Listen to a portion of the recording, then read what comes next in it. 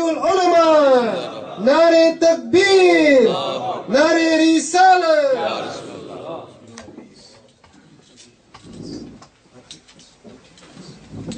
بس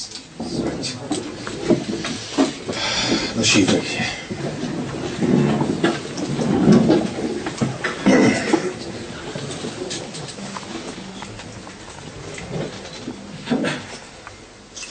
الحمد للہ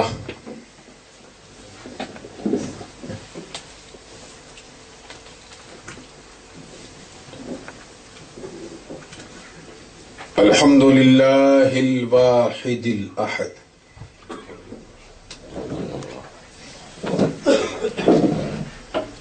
الحمد للہ الذي قال لنبيه وحبيبه وعبده المصطفى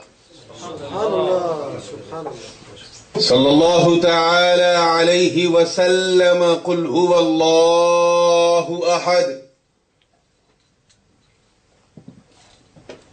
اللہ الصمد لم یلد ولم یولد ولم یکن له کفوا احد والصلاة والسلام على سيدنا ومولانا ومأوانا وملجأنا وذخرنا وفخرنا ونبينا ورسولنا وحبيبنا ومحبوبنا وقائدنا وقدوتنا وكريمنا ورحيمنا وشفيعنا يوم العرض على الله محمد المصطفى صلى الله تعالى عليه وسلم الذي كان نبيا وآدم بين الروح والجسد وعلى آله الطاهرين وأصحابه الطيبين إلى الأبد أما بعد فأعوذ بالله من الشيطان الرجيم بسم الله الرحمن الرحيم هنالك دعا زكريا ربه سبحان الله صدق الله العلي العظيم وبلغنا رسوله النبي الأمين الأمي الكريم ونحن على ذلك لمن الشاهدين والشاكرين والحمد لله رب العالمين. بارگاہ رسالت والے رسالت میں پوری محبت کے ساتھ کمال عقیدت کے ساتھ جھوم جھوم کر درود پاک کا نذرانہ پیش کریں اور پڑھیں اللہم صلی سیدنا شفیعنا حبیبنا طبیبنا مولانا محمد وعلی آل سیدنا مولانا محمد وبارک وسلم صلاۃ و سلام علیک یا رسول اللہ صلی اللہ تعالی علیہ وآلہ وسلم.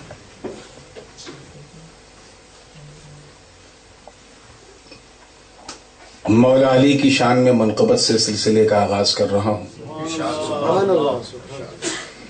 یہ منقبت بھی ہے اپنے غوث جو غوث الاغواث ہیں ان کی بارگاہ میں استغاثہ بھی ہے. ایک درد ہے جس کی آواز بھی ہے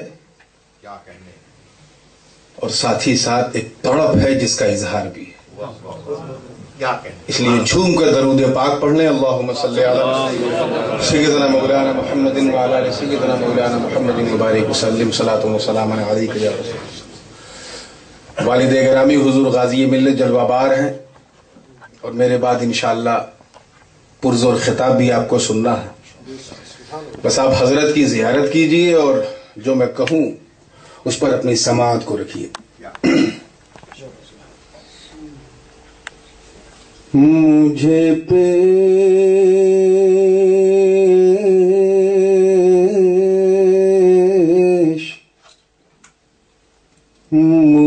پیش ہے رہے پرخطر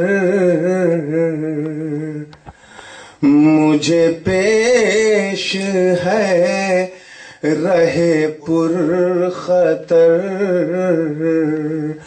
میرے حوصلوں کو کمال دو. جو لوگ اردو شاعری سننے اور سنانے کا ذوق رکھتے ہیں خاص توجہ چاہوں گا. مجھے پیش ہے رہے پر خطر میرے حوصلوں کو کمال دو. مجھے پیش ہے رہے پر خطر میرے حوصلوں کو کمال دو. مجھے پیش ہے رہے پر خطر میرے حوصلوں کو کمال دو. میں علی تمہارا غلام ہوں. میں علی تمہارا غلام ہوں. مجھے دشت غم سے نکال دو. دشت کہتے ہیں ڈیزرٹ کو، صحرا کو، ریگستان کو جہاں صرف بالو ہو، اور وہ ہم غم کے سفر میں چل رہے ہیں اور یہ رہے پر خطر ہے. دور دور تک نہ پانی ہے نہ آبادی ہے. یہ جو غم کا جو دشت ہے، غم کا جو صحرا ہے، غم کا جو ریگستان ہے، اے مولا علی میں آپ کا غلام ہوں، مجھے اس غم سے نکال دو. میں علی تمہارا غلام ہوں، مجھے دشت غم سے نکال دو. اور پہلا شعر ہے، اس کا تیور دیکھیے گا تاکہ ایمان کا زیور چمک اٹھے. کہ جو نبی کا سچا غلام ہے، جو نبی کا سچا غلام ہے، میرا حیدر اس کا امام ہے. جو نبی کا سچا غلام ہے، میرا حیدر اس کا امام ہے. کہا بے مثال نبی نے خود، کہا بے مثال نبی نے خود، نہ کوئی علی کی مثال دو. نعرہ تکبیر، نعرہ رسالت، نعرہ حیدری، غازی ملت زندہ باد. میں علی تمہارا غلام ہوں، مجھے دشت غم سے نکال دو. اور یہ شعر بہت ہی قیمتی ہے، بالکل خانقاہی رنگ میں ڈوبا ہوا ہے. آپ لوگ جانتے ہیں کہ مولا علی کی کنیت جو تھی وہ دو تھی، ایک ابو تراب اور ایک ابو الحسن. ابو تراب انہیں نبی نے بنایا، ابو الحسن انہیں خدا نے بنایا، حسن کا باپ بنایا. عام طور پہ ابو کا استعمال عربی زبان میں فاعل ذی قضا کے لیے ہوتا ہے، جیسے ابو الحلیب دودھ والا، ابو اللحیہ داڑھی والا. لیکن یہاں جو ابو الحسن ہے وہ حسن والا بھی ہے، حسن کا باپ بھی ہے. اب توجہ چاہوں گا اس شعر پہ خاص دیکھیے کہ دنیا کا ہر مرید اپنے رب سے اپنے پیر کو مانگتا ہے کہ اے اللہ 10 سال سے انتظار کر رہے ہیں، کوئی پیر نہیں ملا، پیر دلا دے. کوئی 15 سال سے انتظار، کوئی 20 سال سے انتظار، کوئی پیر دلا دے، پیر دلا دے. یعنی خدا سے پیر کو مانگ رہا.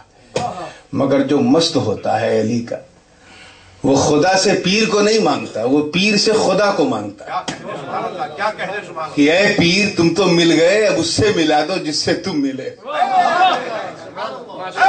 اب توجہ چاہوں گا خاص طور پہ عبدالرشید اشرفی صاحب، سبھی لوگوں کی خاص توجہ دیکھیے گا کہ میں وہ بلحسن کا ملنگ ہوں، میں وہ بلحسن کا ملنگ ہوں، ہے وظیفہ جس کا علی علی. میں وہ بلحسن کا ملنگ ہوں، ہے وظیفہ جس کا علی علی، میں خدا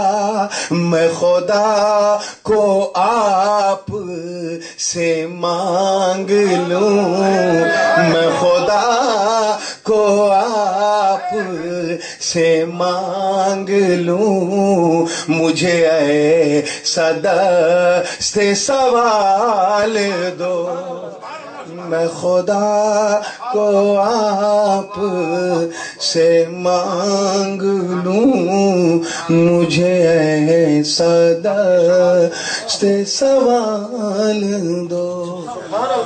اور یہ قیمتی ترین حاصل کلام شعر نظر کر رہا ہوں۔ اردو شاعری میں جہاں قافیے کی بڑی اہمیت ہے، وہیں ردیف کی بھی اہمیت کسی سے کم نہیں، اور اس کلام میں الف لام جو ہے وہ قافیہ ہے، اور دو جو ہے وہ ردیف ہے۔ دو یعنی ٹو گیو، جیسے کسی نے مجھے پانی دیا، میں نے مانگا مجھے پانی دو، تو وہ دو یعنی ٹو گیو کے معنی میں، اور دو کا ایک معنی اور ہے، مطلب ٹو، آپ لوگ کہتے ہیں تو، ہے نا، یہ ٹو اس کا مطلب بھی دو ہے۔ اب دیکھیے اس ردیف کا فائدہ اٹھانے کی کوشش کی ہے، اور حاصل کلام شعر ہے وہ حدیث پاک تو آپ نے سنی ہے۔ سرکار نے فرمایا کہ میں علم کا شہر ہوں اور علی اس کا دروازہ ہے، انا مدینۃ العلم وعلی بابها، وفی روایت انا دار الحکمہ وعلی بابہ۔ تو اب یہاں خاص چیز جو غور کرنے والی ہے وہ یہ ہے کہ یہ خطاب ولایت، دیکھو کیا گرا، زبان نبوت سے نکلا کہ میں علم کا شہر ہوں، I'm a town of knowledge، اور علی اس کا باب ہے، اس کا گیٹ ہے، اس کا دروازہ ہے۔ تو باب ہے، کیا ہے؟ سمجھ گئے آپ؟ توجہ کے ساتھ یہ شعر دیکھیے گا۔ میں علی تمہارا غلام ہوں، مجھے دشت غم سے نکال دو، وہ ہے شہر جس کے علی ہے باپ۔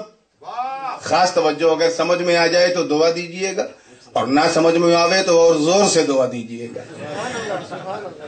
کہ وہ ہے شہر جس کے علی ہے باپ، وہ ہے علم جس کی علی کتاب، وہ ہے شہر جس کے علی ہے باپ، وہ ہے علم جس کی علی کتاب، وہ ہے مصطفیٰ یہ ہے مرتضیٰ، وہ ہے مصطفیٰ یہ ہے مرتضیٰ، گویا ایک رنگ کے حال دو۔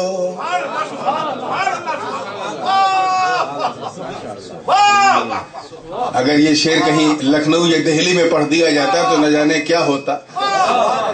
وہ ہے مصطفیٰ یہ ہے مرتضیٰ، گویا ایک رنگ کے حال دو۔ رنگ ایک ہے، رنگ ایک ہے، رنگ ایک ہے، اور حال دو ہے۔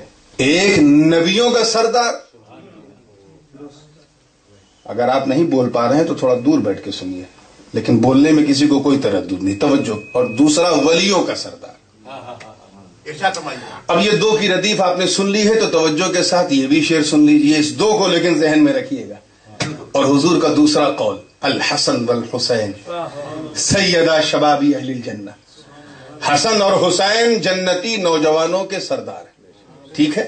اب شعر سنیے کہ جنہیں شاہی خلد کی ہے عطا، جنہیں شاہی خلد کی ہے عطا، جو فضیلتوں میں ہے محاسوا۔ دیکھیے گا حاجی صاحب، جنہیں شاہی خلد کی ہے عطا، جو فضیلتوں میں ہے ماسوا،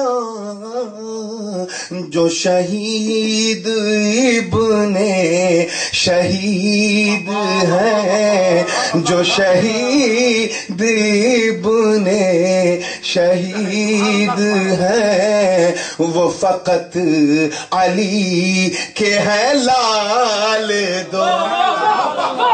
نعرہ تکبیر، نعرہ رسالت، غازی ملت، علماء اہل سنت۔ جو شہید ابن شہید ہے، وہ فقط علی کے ہے لال دو۔ اور ایک پیغام بھی دیتا چلوں، کچھ لوگ ناک بھاؤ چڑھانے لگتے ہیں کہ اتنا مولا علی کا نام لیا جاتا ہے، اتنا سنی علی علی کرتا ہے، تو کبھی اگر کسی کے دماغ میں نہ ڈھکے نہ گھسے تو زبردستی نہیں، بس یہ شعر سنا دینا۔ توجہ چاہوں گا، ایک راز کی بات کہنے کی کوشش کی ہے کہ جو اسیر عشق علی بنا، جو اسیر عشق علی بنا، بخدا وہ رب کا ولی بنا۔ جو اسیر عشق علی بنا، بخدا وہ رب کا ولی بنا۔ یہ وہ راز ہے میرے دوستوں، یہ وہ راز ہے میرے دوستوں، جسے دل دماغ میں ڈال دو۔ میں علی تمہارا غلام ہوں، مجھے دشت غم سے نکال دو۔ اب مقطع سن لیں اس فقیر اشرفی کا کہ یہ علی کے رنگ کی ہے ترنگ، یہ علی کے رنگ کی ہے ترنگ، جو ہر ایک ولی کے رہی ہے سنگ۔ یہ علی کے رنگ کی ہے ترنگ، جو ہر ایک ولی کے رہی ہے سنگ۔ نہ چڑھے گا نور پہ کوئی رنگ، نہ چڑھے گا نور پہ کوئی رنگ، اسے اپنے رنگ میں ڈھال دو۔ میں علی تمہارا غلام ہوں، مجھے دشت غم سے نکال دو۔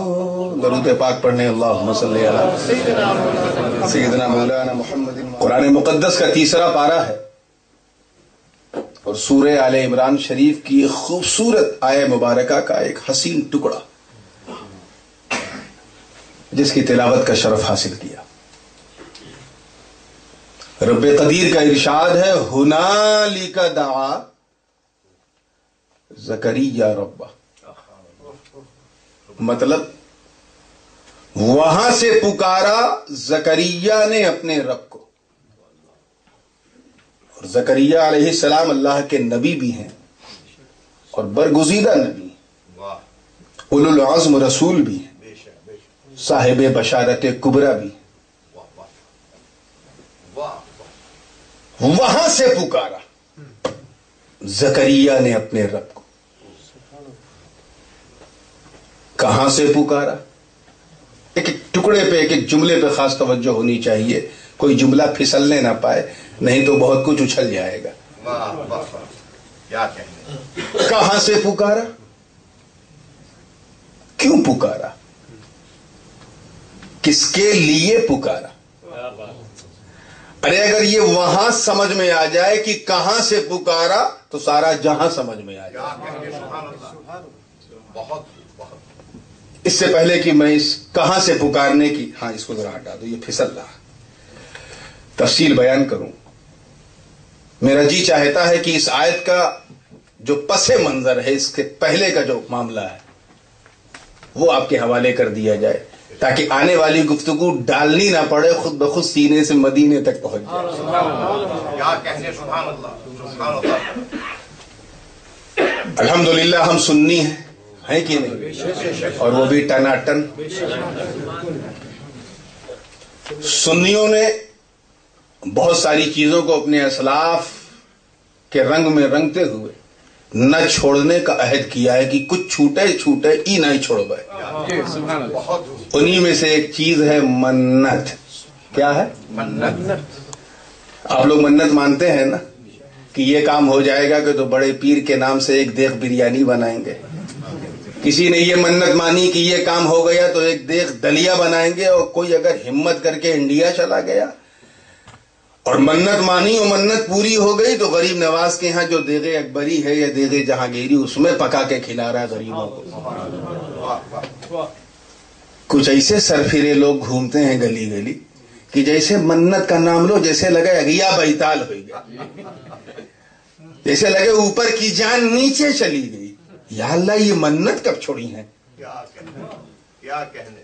تو میں نے جس آیت کریمہ کی تلاوت کی ہے اس کا جو پس منظر ہے اس سے صاف واضح ہے کہ منت جو ہے کوئی معمولی چیز نہیں ہے، بلکہ منت ماننا حضرت مریم کی ماں کی سنت ہے۔ اور اسی لیے شاید ہماری ماں بہنیں منت ماننے میں ہم سے 2 قدم آگے ہیں۔ اور کبھی کبھی تو کچھ عورتیں ایسی منت مان لیتی ہیں کہ مفتی صاحب پریشان ہو جاتے ہیں کہ اب اس کو کیسے ادا کرائے گا۔ جیسے کسی نے یہ منت مان لی کہ غریب نواز اگر ہمارے جڑوا بچے ہوئے تو ایک یہیں چھوڑ دے بھائی، لیکن ہمیں ماں بنائے دو، ہم ماں بن جائے۔ اب مفتی صاحب پریشان کہ بچے کو اس طرح اکیلے تنہا چھوڑنا غیر شرعی، منت عجیب و غریب ہے۔ مگر آؤ دیکھو، آج سے تقریباً 2050 سال پہلے، مولود عیسیٰ سے پہلے کی بات، ایک خاتون نے منت مانی تھی۔ وہ خاتون جس کے پاس کوئی کمی نہیں تھی، شوہر ہے تو عمران جیسا، اور خاندان ملا تو وہ خاندان جس پہ سارا جہان ناز کرے، فخر بنی اسرائیل۔ سبحان اللہ سبحان اللہ۔ ایسی خاتون، ارے اگر کسی کے پاس ایک مسجد کی چابی ہوئے تو سنوا تان کے چلت ہے کہ میں 4 سیٹر ہوں، میرے پاس ایک مسجد کی چابی ہے۔ اور حضرت مریم کی ماں جو تھیں ان کے پاس مسجد کی نہیں، مسجد اقصی کی چابی، بیت القدس کی چابی تھی۔ نہ چاہو جلال کی کمی تھی گھر میں، توجہ چاہوں گا، نہ فضل و کمال کی کمی تھی، نہ حسن و جمال کی کمی تھی، نہ جود و نوال کی کمی تھی، نہ عزت و حشمت کی کمی۔ امامت ان کے گھر میں، نبوت ان کے گھر میں، رسالت ان کے گھر میں، قیادت ان کے گھر میں، شرافت ان کے گھر میں، نجابت ان کے گھر میں، ولایت ان کے گھر میں، ارے فرشتوں کی آمد و رفت ہوتی تھی ان کے گھر میں۔ صرف ایک کمی تھی، اور وہ یہ تھی کہ she wanted to be a mother of child۔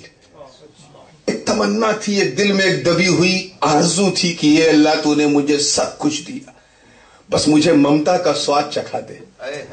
I want to be a mother of child۔ مجھے کسی بچے کی ماں بنا دے۔ کان نے تو بہت کچھ سنا مگر ماں ماں والی آواز نہیں سنی۔ نہ جانے کتنی بار دعا مانگی ہوگی، جب یہ ان کے پاس تھی جب چاہتی تھی مانگ لیتی، کھول کے مانگ لیا، محراب سے مانگ لیا۔ اس شریعت میں عورتوں کا مردوں کے ساتھ ایک ساتھ نماز پڑھنا، عبادت کرنا جائز تھا۔ تبھی تو حضرت مریم کو حکم ملا فرکعی مع الراکعین، اے مریم جا رکوع کرنے والوں کے ساتھ رکوع کر۔ تو جب چاہتی مانگتی اور خوب مانگا، ایک دن رہا نہیں گیا تو منت مان لی۔ کیا مان لی؟ اس جملے کو ذہن میں رکھیے تاکہ پتا چلے کہ منت کتنی عظیم چیز ہے جس کا ذکر قرآن میں نہیں رہا گیا۔ تو جیسے ہماری ماں بہنیں منت مانتی ہیں نا بزرگوں کے ہاں، چھوڑ دے بے اسی ٹائپ کی منت کہ اے اللہ تجھے تیری عزت کی قسم، اے مالک تجھے تیرے کرم کا واسطہ، اے پروردگار تو نے مجھے ساری جہان کی نعمتیں دیں، عظمتیں دیں، فضیلتیں دیں، مگر تجھے تیرے فضل کا واسطہ مجھے کچھ نہیں چاہیے۔ قرآن نے اسی واقعے کو ذکر کیا ہے کہ وَإِذْ قَالَتِ امْرَأَتُ عِمْرَانَ رَبِّ إِنِّي نَذَرْتُ لَكَ مَا فِي بَطْنِي مُحَرَّرًا فَتَقَبَّلْ مِنِّي۔ مختصر یہ ہے کہ اے اللہ مجھے کچھ نہیں چاہیے، نہ دولت، نہ عزت، نہ حشمت، نہ طاقت، اگر مجھے کچھ دینا ہے یا میری کوئی ادا تجھے پسند ہے تو تیری بندی ایک منت مانتی، اور وہ منت یہ ہے کہ تو بس مجھے ماں بنا دے۔ ماں تیری عزت کی قسم، چاہے بیٹا ہو یا بیٹی میں تیرے حوالے کر دوں گی۔ فتقبل منی، اس کو تو میری طرف سے قبول کر لے۔ اب یہ تیرے فضل کی بات ہے کہ تو دیتا کیا ہے، جو بھی دے گا اسے قبول کر لے، بس میں ماں بن جاؤں تاکہ سماج کی دوسری عورتیں مجھے تانا نہ دیں۔ تفسیر میں مفسرین نے لکھا ہے کہ اس زمانے میں عورتیں اگر 2-3 سال گزر جاتا تھا تو بہت تانا دیتی تھیں، آج بھی دیتی ہیں، ارے ابھی تک ماں نہیں بنی، ابھی تک ماں نہیں بنی، یہ عاقر ہے کیا، بانج ہے کیا، بیمار ہے کیا، نہ جانے کیسی الٹی سیدھی باتیں۔ بس اے اللہ تو مجھے میرے عمران کو ایک وارث دے دے، اے اللہ عمران کو ایک آل عمران دے دے، عمران کو ایک آل عمران دے دے، بس میں تانوں سے بچ جاؤں، مجھے کچھ نہیں چاہیے، مجھے وہ اولاد بھی نہیں چاہیے، تو قبول کر لے۔ اب منت مانی تو قبول ہونا تھا۔ اللہ نے اپنے کرم سے حضرت مریم کی والدہ ماجدہ مخدومہ کے شکم میں جناب مریم کو عطا کر دیا۔ اب مریم سلام اللہ علیہا اپنی زندگی کی رفتار طے کر رہی ہیں، پروان چڑھتی جا رہی ہیں، 1 مہینہ ہوا، 2 مہینہ ہوا، 3 مہینہ ہوا۔ روایت ہے کہ ابھی آنکھیں بھی حضرت مریم نے نہیں کھولی تھی کہ حضرت عمران رخصت ہو گئے، اور ہونا بھی تھا، کیونکہ منت ہی کچھ ایسی تھی کہ اے اللہ اولاد دے دے، اسے تو قبول کر لے۔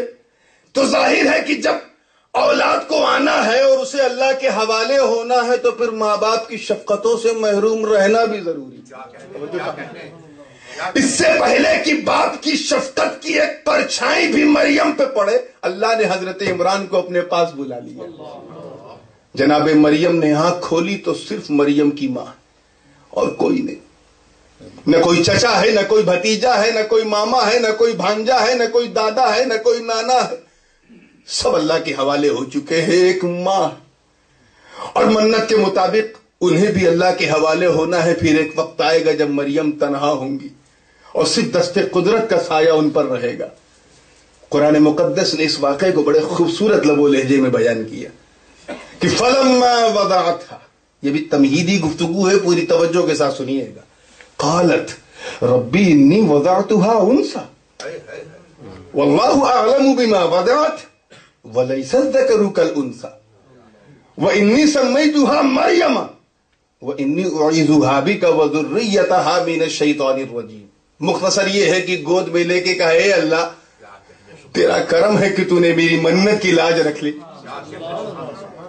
منت کی لاج رکھ لی، مگر یہ تو بیٹی ہے، بیٹا نہیں۔ بیٹا ہوتا تو میری ممتا نہ جلتی، ہزاروں لوگ سر پہ ہاتھ رکھنے والے مل جاتے، مگر ابھی باپ کی شفقت سے محروم، کل میں بھی چلی جاؤں گی، اس بیٹی کو اس پورے سماج میں کون سنبھالے گا؟ اے اللہ مگر میں بھی تیری بندی ہوں، تو نے میری گود بھر دی، مجھے کوئی فکر نہیں۔ میری ایک دعا تو نے قبول کی، ایک منت قبول کی، تو سن میں نے اس کا نام مریم رکھ دیا۔ اب ایک دعا اور قبول کر لے، توجہ چاہوں گا، ایک دعا اور قبول کر لے، اور وہ یہ ہے کہ انی اعیذها بک وذریتها من الشیطان الرجیم۔ مطلب کل تو عمران چلے گئے، ایک دن میں چلی جاؤں گی، یہ اکیلی رہے گی، اس وقت شیطان کے شر سے میری بچی کو بچانا، اور صرف بچی ہی کو نہیں، وذریتها یعنی مریم کی آنے والی نسل کو بھی بچانا۔ اے ہالینڈ کے غیرت دار سنیوں، ذرا مریم کی ماں کا علم غیب دیکھو کہ ابھی عیسیٰ پیدا نہیں ہوئے اور ان کو بچانے کی ذمہ داری کی گواہی دی جا رہی ہے۔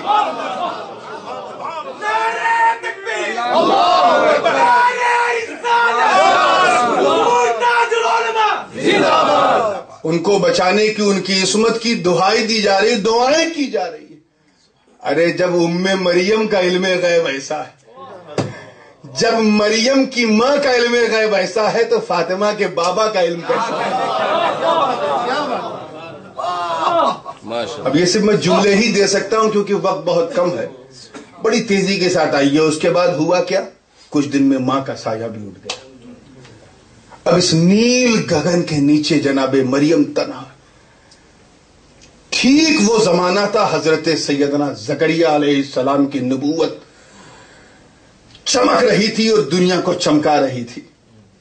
اللہ نے انہیں سب کچھ دیا تھا، حضرت زکریا کو نبوت تھی، ان کے پاس رسالت تھی، ان کے پاس بشارت تھی، ان کے پاس قدس کی چابی ان کو مل گئی، بیت المقدس اور اس کے ساتھ مسجد اقصی کی تولیت مل گئی، پورے اسرائیل، پورے فلسطین کے کمانڈر بن گئے، مرجع خلائق بن گئے، ساری مخلوق ان کے پاس آ کر فیضیاب ہونے لگی۔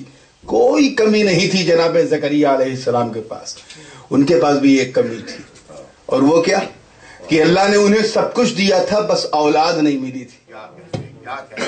اب دیکھیں ذرا اس منظر کو دل میں اتاریں کہ ایک طرف دیکھیں کتنے لوگ کیچ کر سکتے ہیں، ایک طرف مریم کو باپ کی ضرورت اور دوسری طرف زکریا کو اولاد کی ضرورت۔ اسی میں نہ جانے کتنے دن گزر گئے۔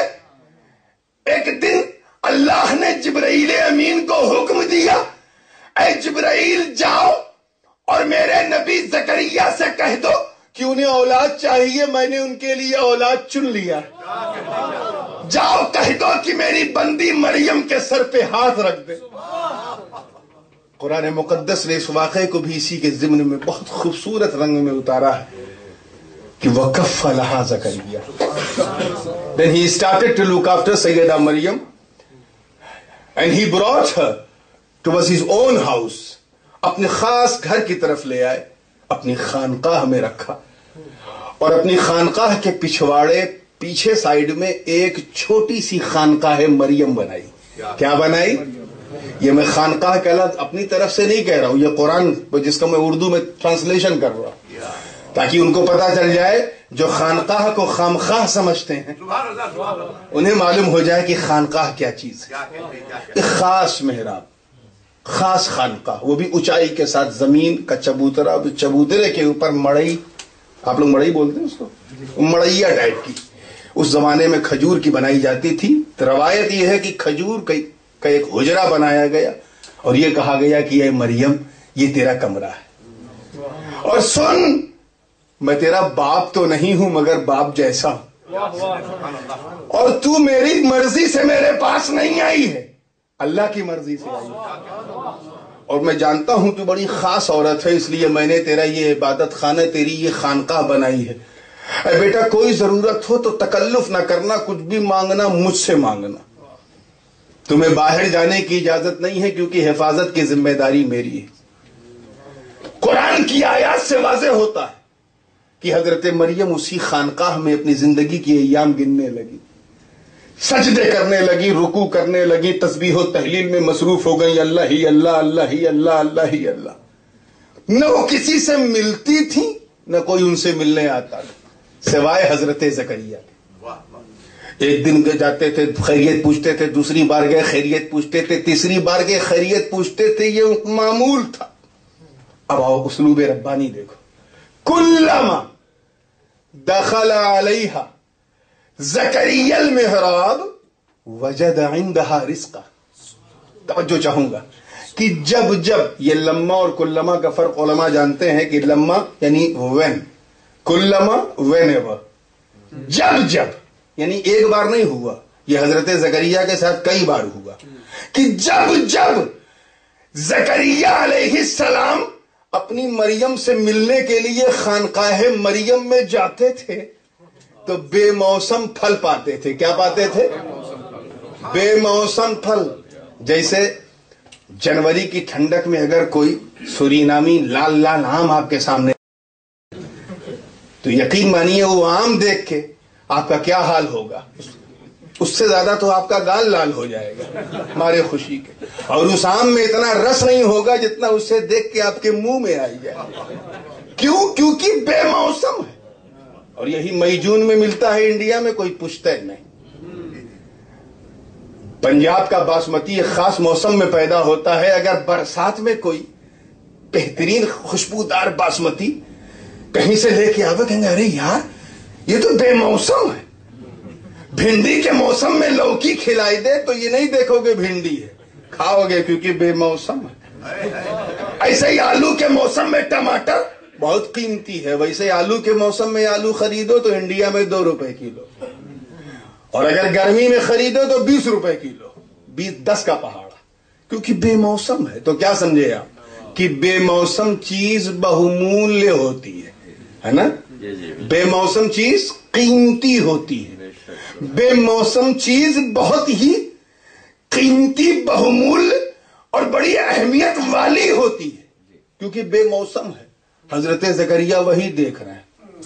एक बार गए तो देखा बेमौसम फल नजर आ रहा है, कभी गए तो देखा बेमौसम पकवान नजर आ रहे हैं, कभी देखा तो बेमौसम दस्तरखान दिख रहा है, कभी देखा तो आलू के मौसम में टमाटर, गाजर के मौसम में मूली, गोभी के मौसम में दूसरी तरकारी, फलों में भी कभी केले के मौसम में सेब देख रहे हैं, सेब के मौसम में आम देख रहे हैं, आम के मौसम में अंगूर देख रहे हैं। एक दिन देखा, दूसरे दिन देखा, कुल्लमा न जाने कितनी बार देखा, एक दिन कह दिया कि ऐ मरियम, तवज्जो चाहूंगा इस खास नुक्ते की तरफ, ऐ मरियम बता तेरे पास कोई आता नहीं, तू कहीं बाहर जाती नहीं, तो ये बेमौसम फल तुझे देता कौन है?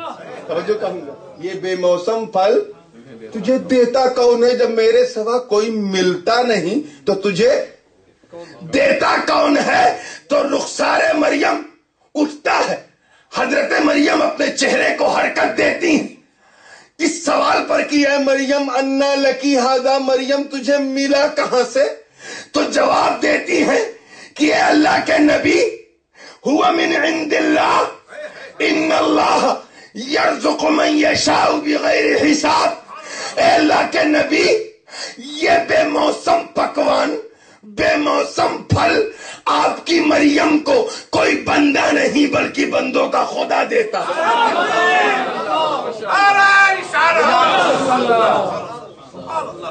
इतना सुनना था, हजरत ज़करिया समझ गए। आप समझे कि नहीं? आप भी समझ गए माशाअल्लाह। ये बरकते फहमे ज़करिया, हजरत ज़करिया समझ गए। क्या समझे? यही ना कि मरियम कोई मामूली बच्ची नहीं। तवज्जो चाहूंगा, मरियम कोई मामूली लड़की नहीं। हमें तो जाना पड़ता है तब खाना आता है, मरियम के लिए आसमान से नाजिल हो रहा है। ये कोई मामूली लेडी नहीं, ऑर्डिनरी लेडी नहीं है। और ये भी समझ गए कि ये खानकाहे मरियम भी कोई मामूली जगह नहीं, कोई मामूली जगह नहीं है, बड़ी स्पेशल है। मरियम भी स्पेशल, मरियम की खानका भी स्पेशल। हाथ उठा दिया, तवज्जो चाहूंगा, हाथ उठा दिया, हाथ उठा दिया।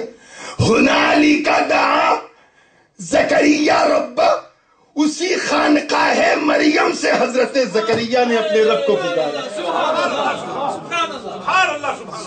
तारीख गवाह, मुफस्सिरीन के सुतूर किताबों में महफूज है कि दस्तरखाने मरियम लगा हुआ है। मुसल्ले दुआ हजरत ज़करिया ने बिछा दिया, हाथ उठा दिया। अरे जरा महसूस करो कि एक वली के दर से नबी अपने रब को पुकार रहा है। अरे हॉलैंड वालों, जनाबे ज़करिया की फीलिंग को महसूस करो कि ए अल्लाह, ये ना देख कि मैं किसका हाथ उठा है, ये देख आज कहां से उठा है। वहां से उठा है जहां तेरे बेमौसम फल आते हैं, اس جگہ سے اٹھا ہے جو جگہ تیرے نزدیک بڑی محبوب ہے، اس جگہ سے اٹھایا ہے جو جگہ تجھے بڑی پیاری ہے۔ حضرت زکریا ہاتھ اٹھائے ہوئے ہیں، مصلی دعا بچھا ہوا ہے، زبان حال سے کہہ رہے ہیں ربی حبلی من لدنک من لدنک من لدنک ذریۃ طیبہ انک سمیع الدعاء۔ اے مالک مجھے اپنے کرم سے اپنے کرم سے اپنی عطا سے مجھے ایک اولاد دے دے۔ توجہ چاہوں گا اس خاص نقطے پہ، ایک اولاد دے دے۔ یہ اولاد کی دعا جناب زکریا محراب مریم سے کیوں مانگ رہے ہیں؟ یہ مانگنا بتا رہا ہے کہ جناب زکریا اپنے دل کی دھڑکن پہ ہاتھ رکھ کر محراب مریم کو گواہ بنا کر یہی کہہ رہے ہیں کہ اے مالک جب تو اس محراب مریم میں اپنی مریم کو بے موسم پھل دے سکتا ہے تو مجھے بڑھاپے میں ایک اولاد کیوں نہیں دیتا؟ میری سفید داڑھی نہ دے۔ قال ربی اجعل لی آیۃ قال آیتک الا تکلم الناس ثلاثۃ ایام الا رمزا واذکر ربک کثیرا وسبح بالعشی والابکار۔ مطلب اے اللہ یہ نہ دیکھ کہ میں بوڑھا ہوں، اے مالک یہ نہ دیکھ کہ میری بیوی جو ہے وہ عاقر ہے، ماں نہیں بن سکتی، یہ نہ دیکھ اپنے بے موسم پھل کو دے۔ ارے جب تو آلو کے موسم میں گوبھی دے سکتا ہے تو بڑھاپے میں مجھے بیٹا کیوں نہیں دیتا؟ اس مکان کی عظمت کی قسم جہاں تیرے بے موسم پھل آتے ہیں۔ عزیزان ملت، تاریخ گواہ، مفسرین نے خوب لکھنے کا حق ادا کیا ہے کہ مصلی دعا ابھی بچھا ہوا ہے۔ توجہ چاہوں گا، ابھی حضرت زکریا کا ہاتھ اٹھا ہوا ہے، ابھی وآخر دعوانا کہہ کے چہرے کا مسح بھی نہیں کیا، یعنی ابھی دعا کمپلیٹ بھی نہیں ہوئی تھی، صرف اتنا کہا کہ مجھے اس محراب مریم سے ایک اولاد دے دے۔ اتنا کہنا تھا کہ دعائے زکریا محراب مریم کی دیواروں کو چیرتی ہوئی باب اجابت سے ٹکراتی ہے۔ رب کے کرم نے آواز دی، اے جبرائیل جاؤ اور میرے زکریا کو یحییٰ کی خوشخبری سنا دو۔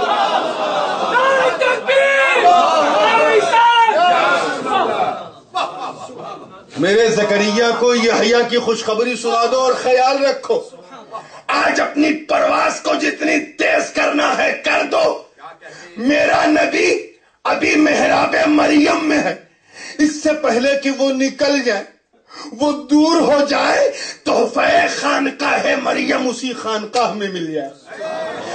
جاؤ، جناب جبرائیل فرشتوں میں اعلان کرتے ہوئے آ رہے ہیں، فنادتہ الملائکہ وهو قائم يصلي في المحراب ان الله يبشرك بيحيى مصدقا بكلمة من الله وسيدا وحسورا ونبيا من الصالحين۔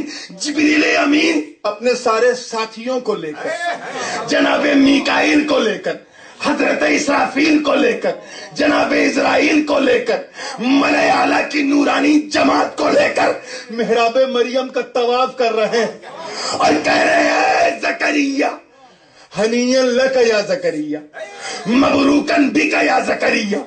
ارے زکریا مبارک ہو، سنو تم نے تو صرف بیٹا مانگا تھا، بیٹا، ارے اللہ تو اس کا نام یحییٰ رکھ کے تمہیں دے رہا، اور صرف یحییٰ ہی نہیں اسے نبی بنا کے دے رہا، صرف نبی ہی نہیں اسے حسور یعنی حضرت عیسیٰ کا ساتھی بنا کر، انہی کی طرح مجرد عن النساء بنا کر، محفوظ عن النساء بنا کر، یعنی وہ جس طرح وہ شادی نہیں کریں گے یہ بھی شادی نہیں کرے گا، اس کی گارنٹی دے کے دے رہا۔ اور اے زکریا صرف نبی ہی نہیں بلکہ نبی من الصالحین بنا کر۔ توجہ چاہوں گا، اپنے دھڑکتے ہوئے سنی دل پر ہاتھ رکھ کے اس منظر کو محسوس کرو۔ یہ کوئی آسان چیز نہیں ہے جسے بڑی آسانی سے محسوس کر لیا جائے۔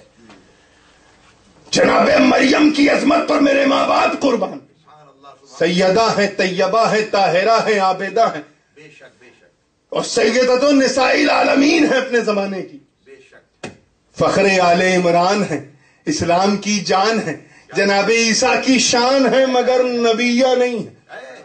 حضرت مریم نبی ہے؟ نہیں۔ اللہ نے کسی عورت کو شرف نبوت ہی عطا نہیں کی ہے۔ اور ایک عورت جو ہے وہ عرب میں پیدا ہوئی، اس نے کہا کہ میں نبی ہوں۔ لوگوں نے پوچھا کیا دلیل ہے؟ کہا میں اس لیے نبی ہوں کیونکہ نبی نے کہا لا نبی بعدی، میرے بعد کوئی نبی نہیں ہوگا، یہ نہیں کہا لا نبی بعدی، تو میں اس لیے نبی ہوں کیونکہ میں عورت ہوں، میں بن سکتی ہوں۔ کچھ لوگ ایک ایسے قادیان سے کھڑا ہو گیا، پتہ نہیں کیا، نہ کوئی بیک گراؤنڈ، نہ کوئی خاندان، نہ کوئی جاندان، نہ کوئی اندر نہ کوئی باہر، میں نبی ہوں۔ پہلے تو اس نے ایک اینٹی بائیوٹک یہ دیا کہ میں ہی مسیح موعود ہوں، حضرت عیسیٰ جو قیامت سے پہلے لوٹیں گے وہ کوئی اور نہیں، وہ میں ہوں۔ کچھ لوگوں نے مانا، کچھ نے نہیں مانا، دیکھا بھی معاملہ پرفیکٹ نہیں ہے تو کہا میں ہی مہدی ہوں، یعنی وہ جو قیامت سے پہلے حضرت مہدی آئیں گے، سید ہوں گے۔ اب یہ عجیب بات ہے کہ غوث اعظم کا خاندان اور کہاں قادیان، لیکن اس نے دعویٰ کر دیا کہ میں نبی ہوں۔ اس کے بعد پھر ایک تیسرا دعویٰ کیا کہ نہیں، نہ میں مہدی ہوں، نہ میں عیسیٰ ہوں، انا النبی جو آخر الزمان، معاذ اللہ۔ خیر اس کا پوسٹ مارٹم حضور غازی ملت اپنے رنگ میں کر دیں گے۔ میں صرف یہ اشارہ کرتا چلوں کہ حضرت مریم کی عظمتیں کون نہیں جانتا، چلتا پھرتا انجیل ہے۔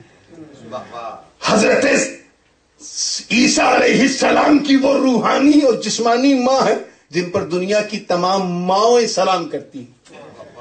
نہ سیادت کی کمی، نہ نجابت کی کمی، سیدہ ہے، طیبہ ہے، مگر نبیہ نہیں، کیا ہے؟ ولیہ ہے۔ پکی بات ہے نا؟ Any doubt? راکعہ ہیں، ساجدہ ہیں، عابدہ ہیں، نہ جانے کیا، مگر نبیہ نہیں، کیا ہے؟ بولیے، ڈریے مت، فتویٰ نہیں لگے گا، ایک دم ڈنکے کے چوٹ پہ، نبیہ نہیں، کیا ہے؟ ولیہ ہے۔ فخر آل عمران ہے، چلتا پھرتا انجیل و قرآن ہے، مگر نبیہ نہیں، کیا ہے؟ ولیہ ہے۔ سارے ایسی عظمت کہ فرشتے ان کے گھر کا طواف کریں، مگر وہ نبیہ نہیں ہے، کیا ہے؟ ایسی عظمت کی ایک نبی ان کے در سے آواز دے رہا مگر پھر بھی وہ نبیہ نہیں ہے، کیا ہے؟ اور حضرت زکریا کون ہے؟ بولیے، نبی۔ کون ہے؟ نبی ہے، اور ایک نبی کے باپ بھی، اور فخر شریعت موسیٰ بھی ہیں، حضرت موسیٰ کی شریعت کے مبلغ بھی ہیں، اور اس کے بعد اللہ نے اپنے کرم سے انہیں رسالت کا بھی تاج پہنایا۔ یعنی عظمت والے ہیں زکریا، نبوت والے ہیں زکریا، رسالت والے ہیں زکریا، امامت و قیادت والے ہیں زکریا، عظمت و رافت والے ہیں زکریا، سیادت و شرافت و نجابت والے ہیں زکریا، فخر بنی اسرائیل ہیں زکریا، اور دوسری طرف مریم ہے جو نبیہ نہیں ولیہ۔ اب اس منظر کو دیکھو اور محسوس کرو کہ ایک نبی، توجہ چاہوں گا، بڑی ذمہ داری سے کہہ رہا ہوں، بڑی نازک بات کہہ رہا ہوں، بہت نازک بات ہے کہ ایک نبی ایک ولی کے در سے اپنے رب کو پکار رہا ہے کہ اے مالک مجھے اولاد دے دے۔ یہ کعبے سے نہیں پکارا، مینا سے نہیں پکارا، مزدلفہ سے نہیں پکارا، عرفات سے نہیں پکارا، عرفات سے نہیں پکارا، باب کعبہ سے چپک کے نہیں پکارا، مقام ابراہیم سے نہیں پکارا، جبل نور سے نہیں پکارا، جبل عرفات سے نہیں پکارا، جبل ثور سے نہیں پکارا، صفا سے مروہ کے درمیان دوڑ دوڑ کے نہیں پکارا، اپنے دادا ابراہیم کی یاد میں، اپنی دادی ہاجرہ کی یاد میں وہاں سے نہیں پکارا، مقام ابراہیم سے لپٹ کے نہیں پکارا، حتیم سے چپک کے نہیں پکارا، میزاب سے نہا کے نہیں پکارا، پکارا تو کہاں سے؟ بولو، ولی کی خانقاہ سے۔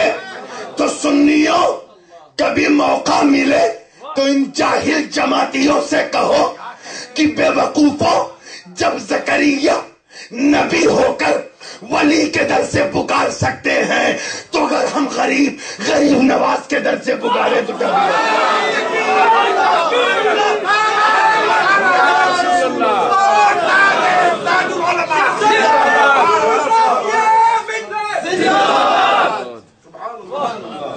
آخری میں ایک تتمہ پیش کر دوں، اور یہ ضروری ہے کیونکہ کچھ لوگ ایسے ہوتے ہیں جو گفتگو چاہے آدھی سمجھیں یا جیسی بھی سمجھیں لیکن گنجائش ضرور کوئی نہ کوئی نکالتے ہیں. تو الحمدللہ ہم لوگ اس خانقاہ سے تعلق رکھتے ہیں کہ چھوڑنے سے پہلے کوئی ایسی گنجائش رکھتے ہی نہیں کہ کسی کو کچھ کہنے کی گنجائش ہو سکتا ہے کہ 12واں جلسہ ختم ہو ایک بات کنفوسٹیا آپس میں دیکھو نورانی میاں نے ولی کو بڑھا دیا نبی کو گھٹا دیا. دماغ ہے کچھ بھی سوچا جا سکتا ہے, اس پہ کوئی ٹیکس بھی نہیں, الٹا سیدھا خیال آ سکتا ہے. حالانکہ قرآن میں صاف اشارہ ہے کہ ولی کا در ہے, ولی کی خانقاہ ہے اور نبی کا ہاتھ اٹھا ہے. وہ پڑھ بھی رہے ہیں, اس کی تلاوت بھی کر رہے ہیں, اسی سے نماز بھی پڑھ رہے ہیں, مگر وہی میں اردو میں کہہ دو وہی چیز تو جیسے جیرا جل جائے, جیسے کلیجہ ہل جائے. تو اس لیے اس گنجائش کو دور کرنے کے لیے کہ کوئی گنجائش پیدا نہ ہو, اس آخری جملے کو, اس بات کو پوری توجہ سے سنیے. اللہ عالم الغیب والشہادہ ہے, علیم بذات الصدور ہے, اسے سب پتا ہے کہ کیا کیا ہوا وہ جانتا ہے, کیا ہو رہا ہے اسے معلوم, اور کیا کیا قیامت تک ہوتا رہے گا, کتنے نئے نئے فرقے جنم لیتے رہیں گے, اس کے علم میں ہے, اس کے علم ذاتی میں ہے, سب کچھ معلوم ہے اسے.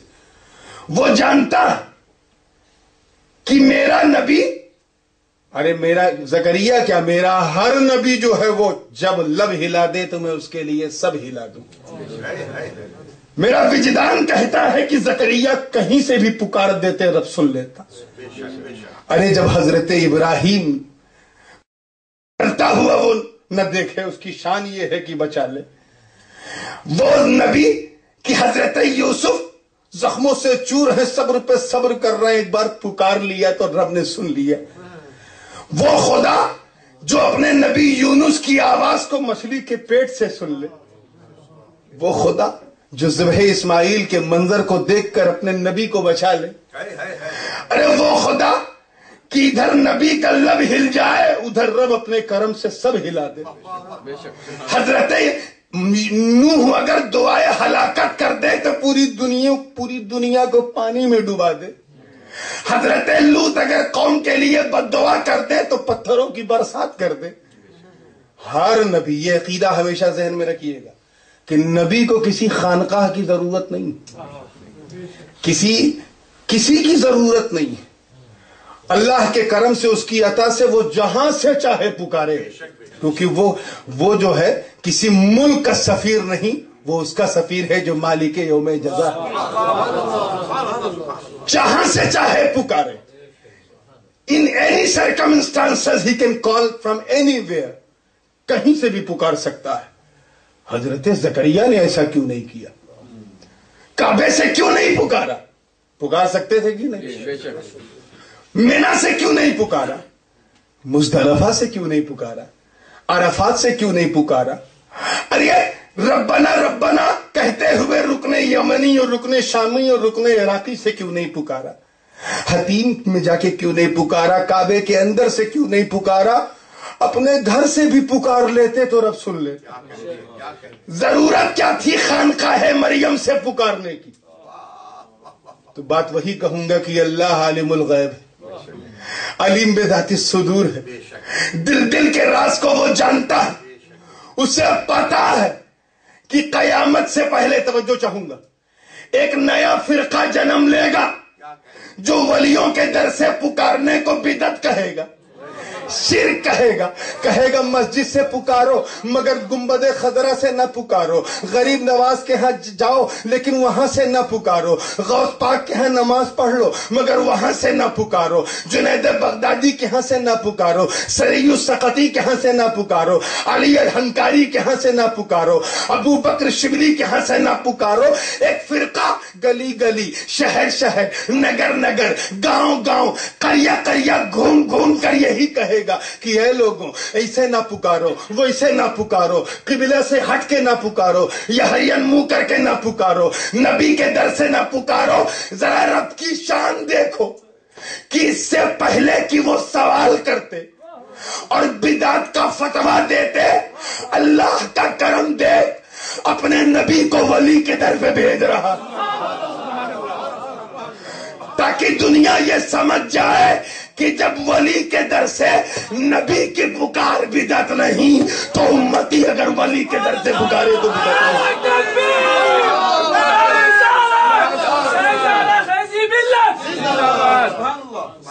کچھ مفسرین نے کہا کیونکہ فرشتوں کی آمد و رفت ہوتی رہتی تھی، محراب مریم کی عظمتوں پہ سلام بھیجتے ہوئے لکھا۔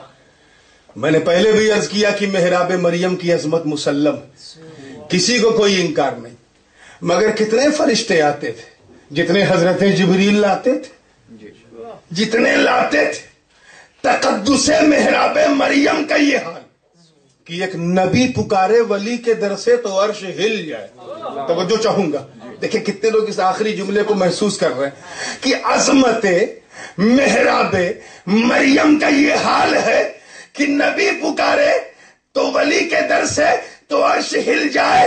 ارے سورینام والو، ہالینڈ والو، مجھے بتاؤ کہ جب عظمت محراب مریم کا یہ حال ہے تو پھر مصطفیٰ کے محراب نبوی کا حال کیا؟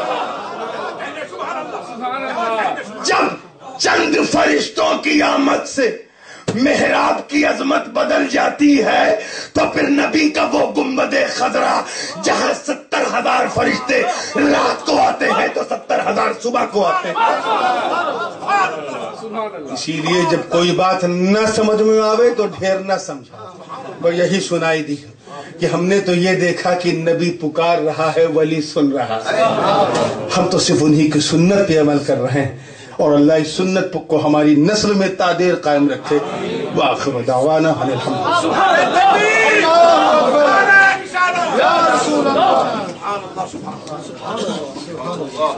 کیا کہنے